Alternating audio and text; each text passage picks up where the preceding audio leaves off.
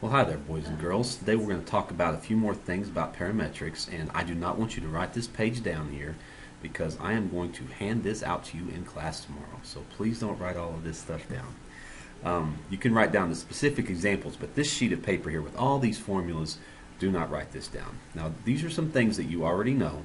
You know how to find the derivative parametrically. You know how to find the second derivative. You should know that dx dt is the rate of change of the x-coordinate and dy dt is the rate of change of the y-coordinate. What you don't know yet is how to put them into vector form. Vector form is pretty simple. We're just dealing with vector valued functions. We really don't go real deep into vectors. But I'm going to show you what a vector form is. Vector, the velocity vector, is going to be x prime of t, comma, y prime of t. And the acceleration vector is going to be x double prime of t, comma, y double prime of t. It's actually pretty simple. All right, what else do you not know yet? This one, speed. If you have a velocity vector like this, the speed is the magnitude of this. The magnitude of your velocity vector. And the way you get that is the Pythagorean theorem. So if you know like your x, the way x is changing and the way y is changing, the way you get the magnitude of this is with the Pythagorean theorem. So if this is x prime and this is y prime, then how you can find this, the length of this vector, is you can do x prime squared plus y prime squared, and then do the square root of that. And that's why you have this formula. This is the speed. This is the Pythagorean theorem on the velocity vector. Okay, now you should already know the arc length formula. And now let's make a little connection here. This is your arc length formula. If you integrate speed, you get total distance traveled. So if you integrate speed, you get total distance traveled. So it's not just the arc length formula. It also tells you how far something travels if it's going along a little path.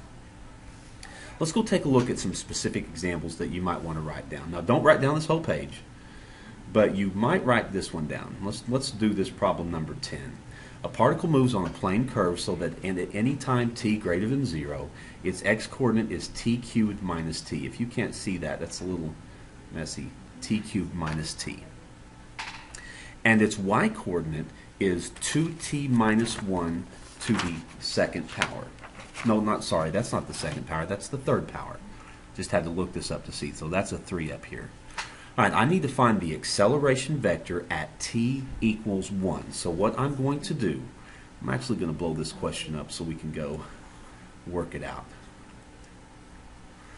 So what I'm going to do is, first of all, I'm going to find my acceleration vector, which is x double prime, comma, y double prime. I'm not going to put the of t in there.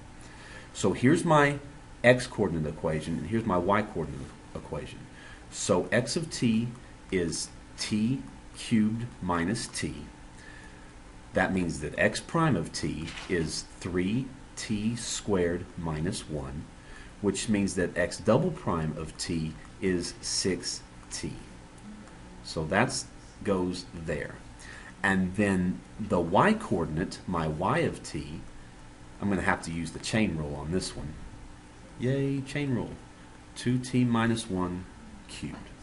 So let's find the second derivative here. Y prime of t would be 3 times 2t minus 1 squared times 2. And then y double prime would be 6 times 2t minus 1 times 2 again. So I get 24 times 2t minus 1.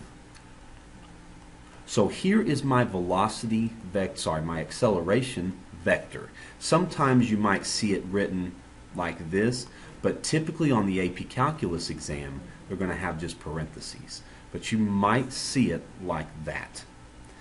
And again, this was x double prime and that was y double prime. Now all we have to do is plug in 1 for t. So if we plug in 1 for t, I'm going to get 6 And then 2 times 1 is 2, minus 1 is 1, times 24 is 24. And so that is my acceleration vector at t equals 1. All right, let's go back and take a look at, we already know arc length formula. Let me see, keep going, keep going. Vector value function f double prime of t, this is the exact same thing. What you're going to do is you're going to find the derivative twice, and this is asking you for the acceleration vector, so we don't need to do that. All right, let's go one more page. I want to get to a speed question. Slope, you know how to do that. Tangent line. Here we go. All right, now I'm not going to put this in on my calculator because I don't have it up, but I am going to show you how to set it up. The way you get speed is you have to do the Pythagorean theorem on the velocity vector. So we want to do the square root of x prime squared plus y prime squared. All right, so let's go find these. X prime is going to be 2t. So that means that x prime squared is 4t squared. So I know what goes in right there. 4t squared. Now y prime is going to equal 4 cosine of 4t.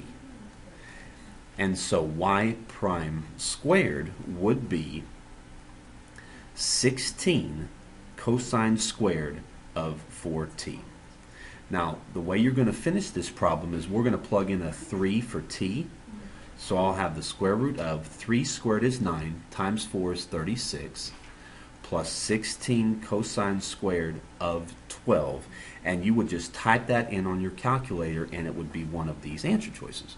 So that's pretty much all I've added today is an acceleration vector, a velocity vector, and also speed. And so we're going to work on some of these questions tomorrow, and I will see you then.